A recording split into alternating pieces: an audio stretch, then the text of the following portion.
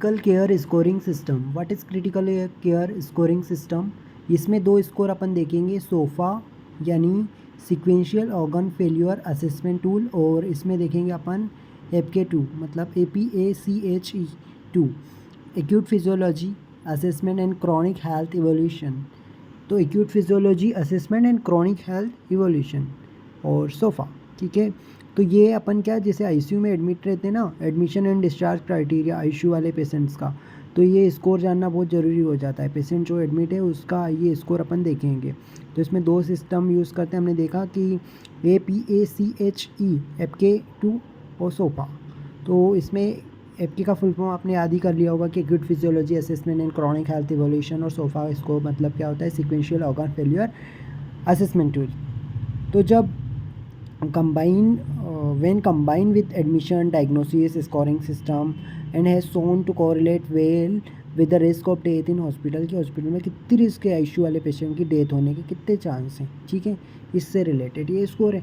अब जानते हैं अपन, सबसे पहले सोफ़ा को जान लो। सोफ़ा स्कोर जो है ना वो 1 to 4 रहता है। The score of 1 to 4 is allocated to 6 organ system. Total इसमें 6 ऑर्गन सिस्टम इन्वॉल्व होंगे, respiratory, cardiovascular, liver, renal, coagulation और न्यूरोलॉजिकल। इसमें हर एक के लिए 4 स्कोरिंग सिस्टम रखी कि एक से लगा के 4।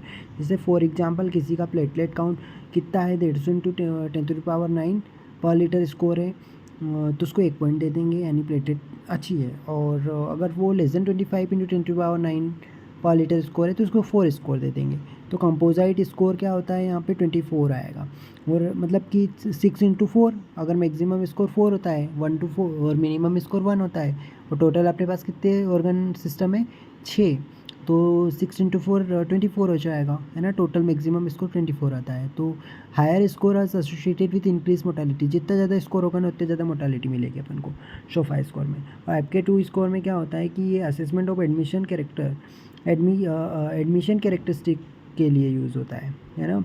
तो जैसे कि example, age and pre existing organ dysfunction and the maximum minimum value of 12 routine physiological measurement during at least first 24 hour of admission. मतलब पहले 24 घंटे के अंदर में जो 12 रूटीन फिजियोलॉजिकल मेजरमेंट करेंगे ना, उनसे रिलेटेड है ये। यहाँ पे अपन क्या क्या करते हैं, टेम्परेचर, ब्लड प्रेशर, GCS, तो ये सारी चीज़ें करते हैं। इसमें टोटल स्कोर कितना आएगा यहाँ पे, देखो इसमें 12 है ना। और टोटल इसके अंदर में एक क्या क्या चीज़ें थी कि सिस्टम कितने सारे इन्वॉल्व है, इसमें टेम्परेचर, ब्लड प्रेशर, GCS, ये सब चीज़ें लेते हैं। तो higher score are given to patient with more serious underlying diagnosis. जितना ज़्यादा सीवियर डायग्नोसिस बनेगा उतना ज़्यादा उसको स्कोर मिलने वाला है इसमें। और मेडिकल हिस्ट्री और physiological instability, higher mortality correlate with higher score.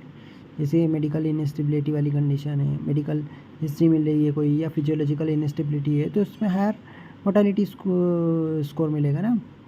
तो APACHE2 स्कोर जो है इसमें क्या करते हैं अपन, an assessment of admission characteristics, admission के टाइम वाला है APACHE। और सोफा स्कोर क्या है कि इसमें अपन को किससे रिलेटेड होगा कि यहाँ पे 6 ऑर्गन सिस्टम इन्वॉल्व होते हैं, है ना।